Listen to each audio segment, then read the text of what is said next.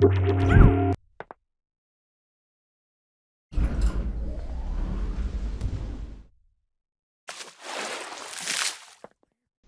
this video, we'll walk through the creation of an entire character rig, beginning to end, and we'll use as the example the T-Rex here.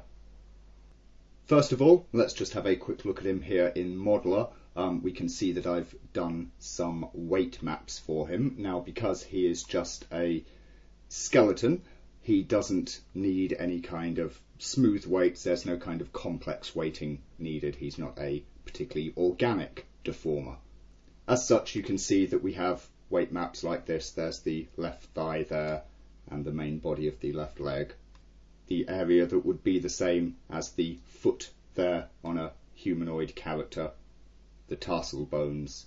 We can see that for some parts, such as the actual digits here, I haven't individually weighted each separate bone. Maybe you would wish to, maybe not, but as you can see, I have them there like that. They can just deform more or less as an organic unit, not entirely accurate, but it's close enough. And what we can also see is that I've got similar weighting set here, for instance, for the body, where whilst you could go in and do, much more careful weighting of every vertebra and the gastralia and other such similar parts, for the most part we should be pretty safe not so doing. So for the most part it is reasonably simple block solid weighting that we've got going on here for the individual parts or different areas. So we begin then, we select our Rex object, start up the bodybuilder, we'll give him a name. Rex seems like an appropriate name in this circumstance, and we will use the bones null style of rig for this example. We hit OK, and immediately we can see that the beginnings of our hierarchy are created for us there with our Rex mesh as part of the whole hierarchy there. First thing then, to get of course our controls being auto-sized for us, or at least partially, we shall want to scale up our rig root marker, and we'll just scale it until our hip there is residing more or less where we want the main root for the character to be, which I'm going to have pretty much right here at the central hip position, perhaps just a little way above it, somewhere like that. Now we could start here of course just by using a preset. There is a theropod preset which would give us the bulk of the rig that we're actually wanting for a creature of this nature, but it would somewhat defeat the purpose of the tutorial. So we can begin pretty much anywhere we like, and I'll start in this instance by adding the main spine to the character. I'm going to choose, let's say, 5 vertebrae for him here. I'm also going to think somewhat about the control method I will wish to use with him. Animating 5 bones on FK could be a little bit of a pain, so I think, given that he doesn't require an awful lot of complex movement in his spine, he's not really going to be wanting to form S-bends and the like, that I will use the handles method. A single handle I think will be fine for his spine, as I say, there's not an awful lot of complex deformation required. And I don't care about the number of spline controllers, since I won't be using spline control for this anyway. So we click Add Spine, just to add a single there, and we're going to parent it here to the main root. Click OK, our spine appears. So we can pop this into position. Let's think where his spine is going to begin to rotate from. I think somewhere around here-ish perhaps. I'll just rotate that down thusly, and I'll just shrink it down a little bit to get it more or less where the end of his spine is, approximately here. Okay, just start positioning the nulls like this to mark out into the actual spine section like this. You can choose to be careful or not. As I say, in this case we're just sort of deforming it as if it were a block, and I'm going to make sure that my handle for the spine is nice and easily accessible up here. I'll just quickly hide away the markers and the planes there so as I can grab these spine bones that I've created there, bring up their properties, and I'm going to stick them straight onto the body weight map like that. I'm also going to grab my root bone there, and I'm going to give it the hip weight map, and straight away we can see what that looks like. I'll hit rig fit, and there we go. We can see that those bones are in fact deforming our body reasonably well. I did say that I wanted to use the handle here, so I can just select any of those bones, any of those parts of the spine there, hit Edit Part. Up comes our little spine attribute selector, and we'll switch him over to handles, set selected, hit OK. And there we go, our handle has appeared, and as we can see, we now have this nice single controller for the whole body section like that. Next then, I'll lay in a neck for him, so I'm going to change over here to a neck. I think 4 vertebrae should be enough to cover this area. Again, I think I'm going to want to use handles for this, but in this case I'm going to put 2 handles so I can create some S-bending in the neck if desired. We'll add that, and we are going to choose as its parent, of course, the last spine bone there, so the spine 1-5. Our neck has appeared in an unusual place, but never mind, that's fine. We can just pop it there where we are wanting it. Rotate it, stretch it out there, more or less, and just position these nulls here into the neck geometry thusly. There are my 2 handle positions, which I'll make sure are nice and clean there. I'm just going to grab a head as well, since he's going to need one of those. Add a single head, which will of course become a child of the neck 1-4. OK, that, our head appears. Pop that on point like this, rotate it down this way to point down the head geometry, get the end of the head there, pull it out like this. This would be my head world space controller, which I want to float above his head because it's just easier, more accessible. And at this point I'm also just going to add on his jaw, so we'll add a jaw, child of the head there, OK, that. Jaw appears, pop that on the rotation point, let's say somewhere around here. Again, just rotate it into position there, take out the end marker. Let's just hide marks and planes so I can easily see the bones there. At this point I'll just grab and give them their weight. So neck for the neck, head for the head, and the jaw for the jaw. Also grab the neck joint there, and I'm going to edit part and set that to handles as well. I'll also grab the head, do an edit part, and I'll set that fellow to world space, set selected, OK, and let's have a look at it. We'll hit rig fit and see what we've got. OK, so there's our world space controller for the head. You can see, of course, that when the head twists like this on its bank, the neck is also going along. You can actually see the handle controllers here because of course the neck is under handle control. They have been bound into this system and we're getting this nice distributed twist down the neck bones there. We can of course still pose the neck like this on its heading and pitch, and we've got the 2 handles there that let us get the different curves into the neck as we might desire, and of course the head stays nice and level as per the world space controller. And of course that also happens when we are flexing around the body like this, and you can see that we get the counter twist. If we were twisting the body there on bank, the neck is counter twisting to meet the head properly, so everything is as it should be. Next, since I've been taking care of this whole section, I may as well just do the tail now. So back to the spines tab, I'm going to choose a tail. In this case I'm going to go for quite a number of vertebrae, so let's say 12. And I'm not entirely sure how I might want to control this, perhaps handles. If I do go with handles, I think 3 would be a good number, but I might want to try a spline later, so I'm going to leave myself 4 spline controllers. We'll add a single one of those, and it's going to be a child of the main root here.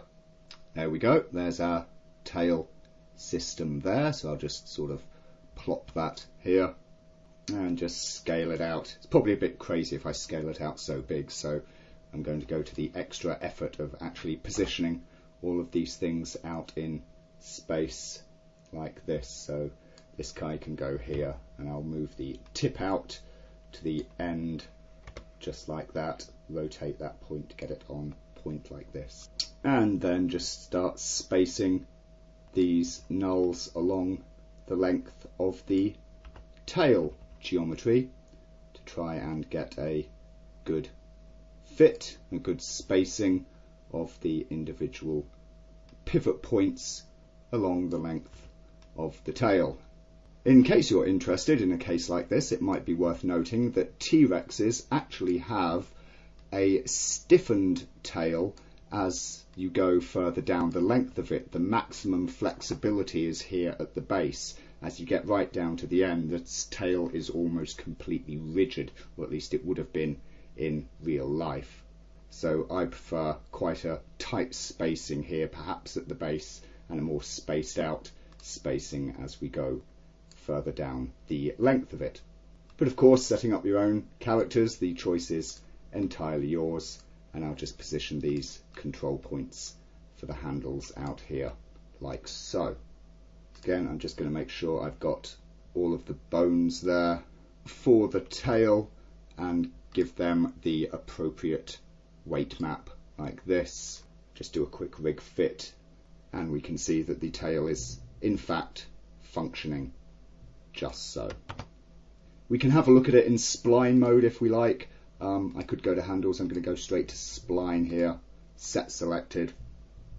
There we go, we get our 4 spline control points, so perhaps that's the control method that we're desiring for our tail. Maybe not, but we can of course play around with that later at our leisure. We shall work next on the limbs, and I'm going to start with the arms here. So we come over to the arms tab. I'm not going to bother adding a shoulder girdle in this instance. You could do, and of course there would be some mobility at the shoulder, but I'm just going to go for a rotation on point at the actual shoulder joint itself here and forget about the whole girdle collarbone area, because it's a little trickier on a skeleton type character like this, and also of course not completely necessary on this guy. So I have the arm chosen. I'm going to by default add a single finger to begin with. Now if we take a close look at his fingers here, we can see that he has different numbers of bones in each finger. We can see that this first finger, finger 1, is just 2 bones, whereas the second one is 3 bones. So I'm going to begin by adding just a single default finger to the arm with 2 phalanges, 2 joints in it. And I will add a pair, and these are going to be children of, well, the last spine joint, the spine 1-5 there. We hit OK, and there's our arm or arms created over there. Let's just pop them down into position. As we can see, they're rather large, or more specifically, they are roughly to scale for the size of the rig that we have created here, but poor old T-Rex has tiny little arms, so I'm just going to initially put those at the top point, or if you prefer, the proximal end of the humerus bone just there. Okay, I'm going to rotate these to come round to point directly along the line of the arm thusly. I'm just going to shrink like this, and I'll just turn it something like that just for ease. As you can see, initially the bones aren't shrinking in line, of course they're just following the markers, but if you find that a little confusing, then you can just do a quick rig fit, which will of course size the bones for you, and then we can go straight back into fitting mode like that. That helps it to be a little more visually obvious what is where. There we go. I'll line the point of the wrist up, which desires to be somewhere here.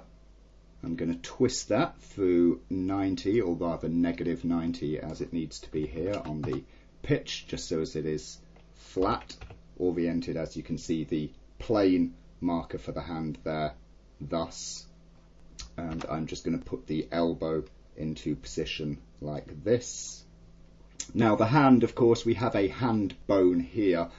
T-Rex doesn't really have a hand, he just has the fingers almost attaching directly to the wrist, or at least he does in this model. So I'm going to, at this point, whilst I remember, take the hand bone there and set it to 0 100% strength because we won't actually use it at any point, and I'm going to make sure that I do the same thing on both the left and right hand sides, just like this. I can also, at this point, I might as well just grab the main arm bones there, and I'm going to give those their appropriate weight maps of arm and forearm here. You'll notice, of course, that I don't have separate left and right side weight maps because they're not close enough that the bones are going to pull on the opposing side geometry in this instance. So we'll position this finger in. I'm just going to get the finger group root marker there, and I'll just stick it somewhere here. Is quite honestly probably fine. And I'll take this finger first joint and pop it just there. Remember, of course, we're looking at this 2 bone finger here. We can scale it up a bit for ease if we like. Come down to the second joint. Let's position that just there. Rotate it down, get its end or tip marker, move it out to the end of his little claw, or rather large claw in all fairness, just there. Come back up to the root of that finger again, and we can just position it correctly in front view like this, and we can also see that actually the geometry there is somewhat on a bit of a twist, which is perfectly fine. So we'll go to rotate this in just like that, get it nicely in line. Fingers, toes like this, you know, they can be just a little fiddly, of course, getting things to just line up precisely, but it is easy enough, and of course there is ample control there to do it. If you do get a bit stuck, you can always switch between local and parent and world axis rotation or position modes should you find the need to do so. There we are, that all looks good, and so just in keeping with what I've been up to, I'm going to also grab these bones for the finger there and give them their appropriate weight maps. In this case, this is the finger digit 1. Again, I didn't do actually separate weight maps for the 2 bones of the digit here, so both of these bones in each finger get the same weight map there, FD1, finger digit 1. I shall now move on to adding the second finger here, so I'm going to come over to the digits tab. I'm adding a finger, that's good. I want 3 phalanges, yes I do.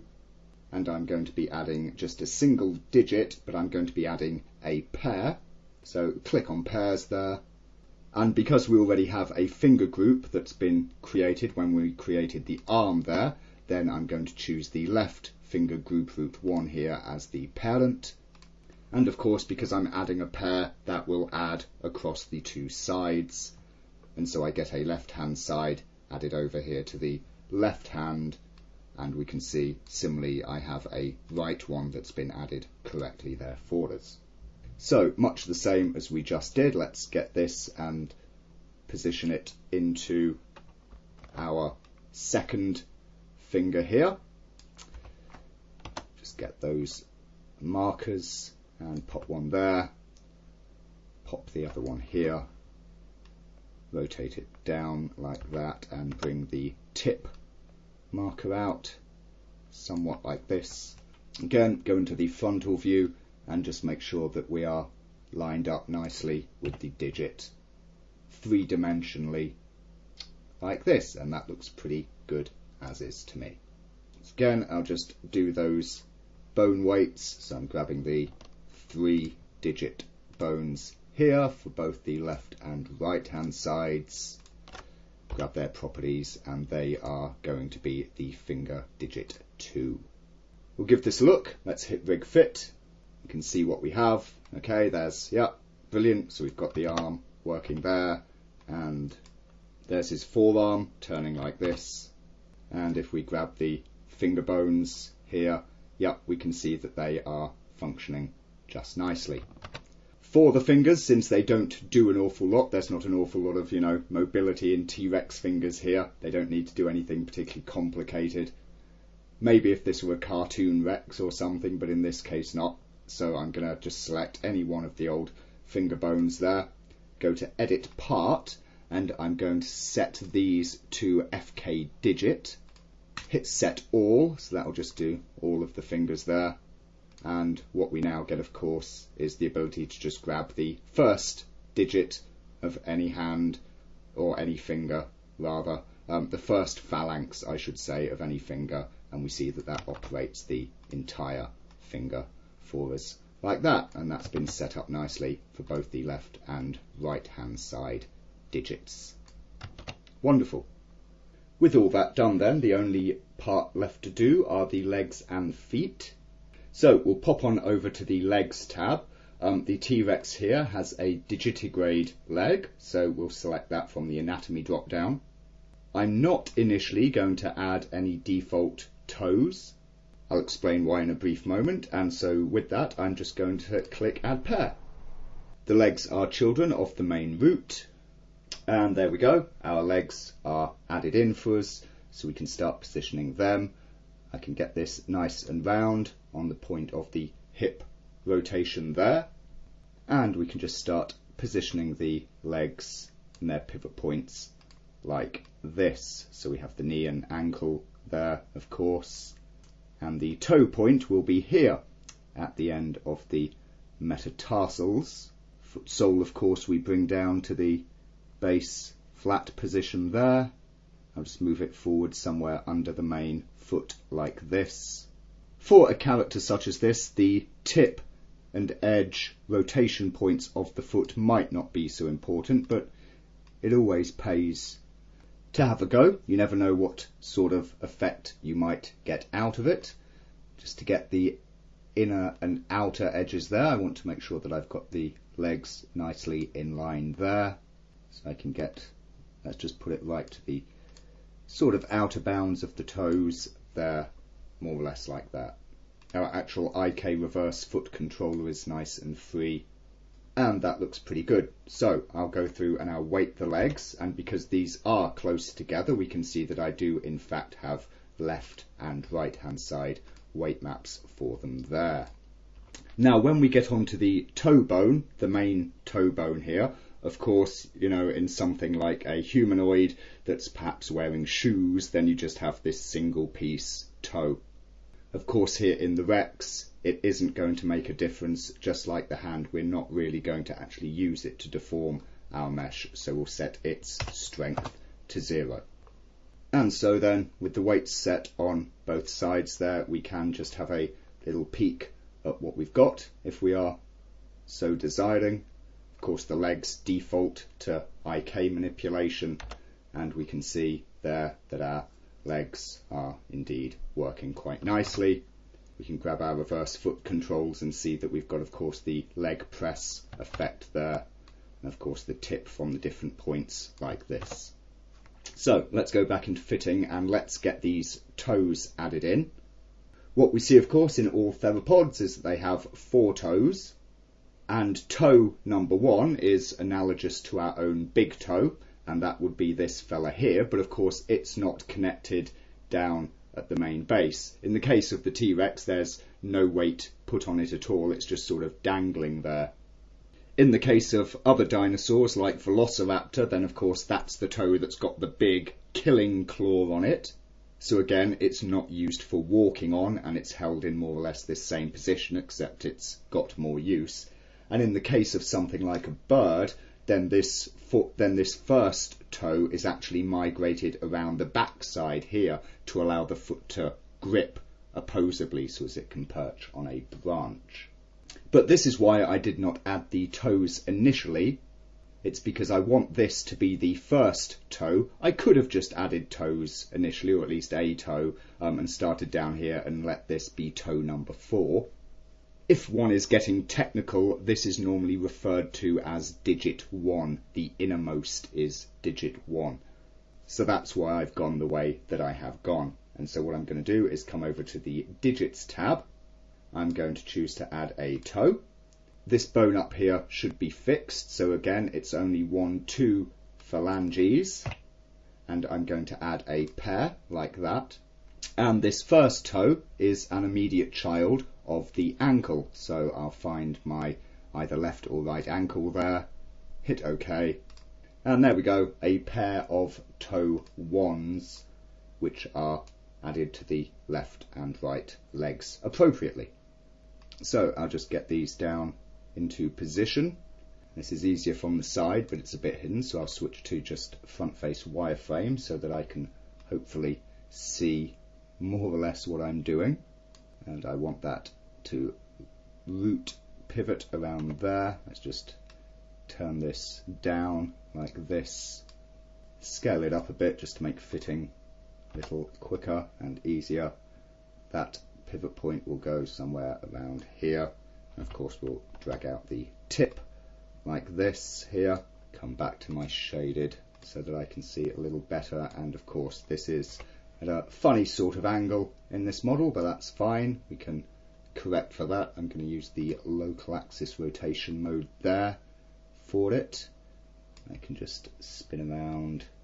And of course I can use the plane there to make sure that I am in line with the direction that the toe will actually flex.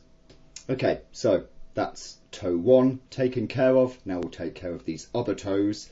Again, like the fingers, you can notice that there are a different number of phalanges in each one. So toe 2 here has 2, the middle has 3, and the outer, or toe 4, has 4 phalanges.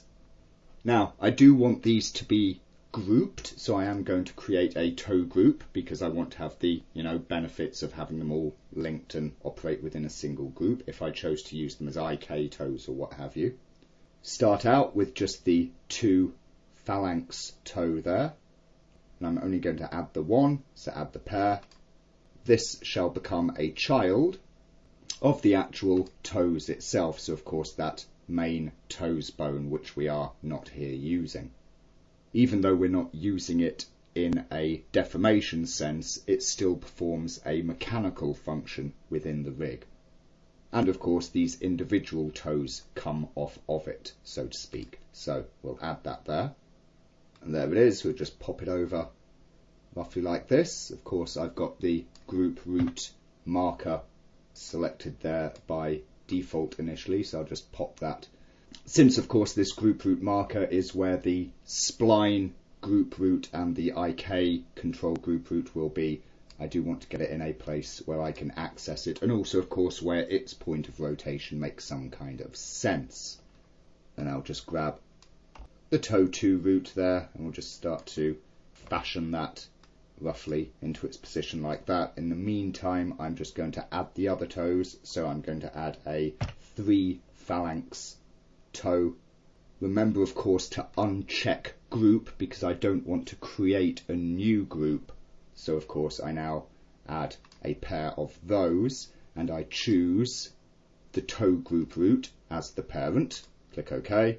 There we go, that's my toe number 3 added like that. I'll just size him up a little bit as well. In fact, I'll size him up the most.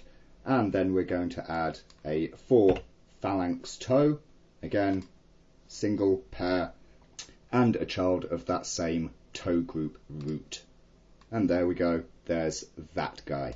Now all that remains is just the slightly fiddly business of getting these toes into position correctly inside the mesh, which of course isn't especially difficult, just a little bit fiddly, making sure that they are of course all pivoting from the correct points and that they are positioned into the mesh just so, and of course that their planes are oriented correctly as per the direction that the toe itself is actually bending and flexing. So a little bit of fiddly work to get these right, but perfectly doable.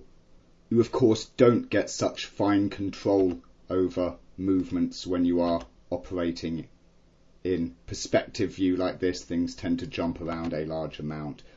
Hence one way that I tend to do this when it's difficult to actually see from an orthogonal view, where you need to get things in the mesh, is just to use a split viewport like this, as that means I can spin round here in perspective view but still get the fine detailed little positions that I need from an orthogonal viewport like this.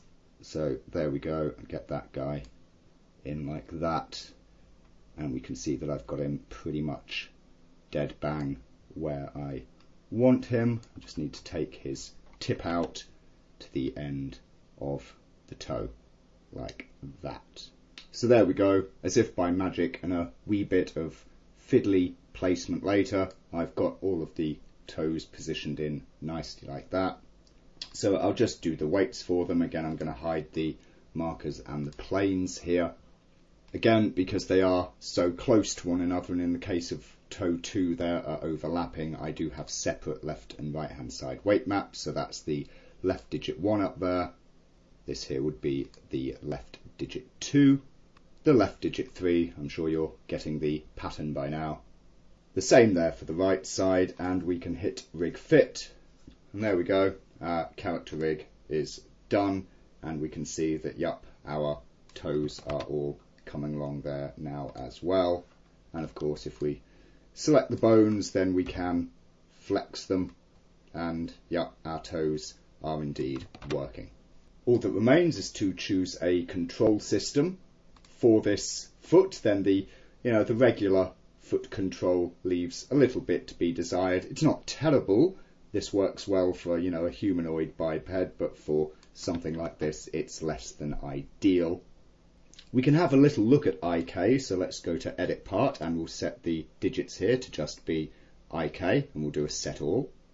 So there we go, that leaves our toes now on IK control, and that's reasonable. You can see that they're trying to do a reach there, and of course if we use the IK actual control, then we do have this nice IK on point control there for those toes.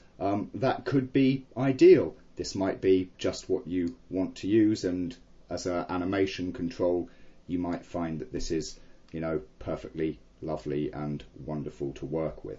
You can see that you get the bend and flex from the IK toes like that. Personally, for this kind of character, I really like the spline based toes.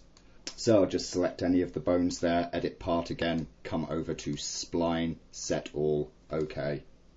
And we see the difference here. We get this drag of the toes where they really peel off the ground and they spread out over it as well on the downstroke there, which I find is much more natural for this kind of creature and is a better aid to animation, because doing this kind of complicated toe animation on a creature like this can be very time consuming, and this makes it very nice and quick.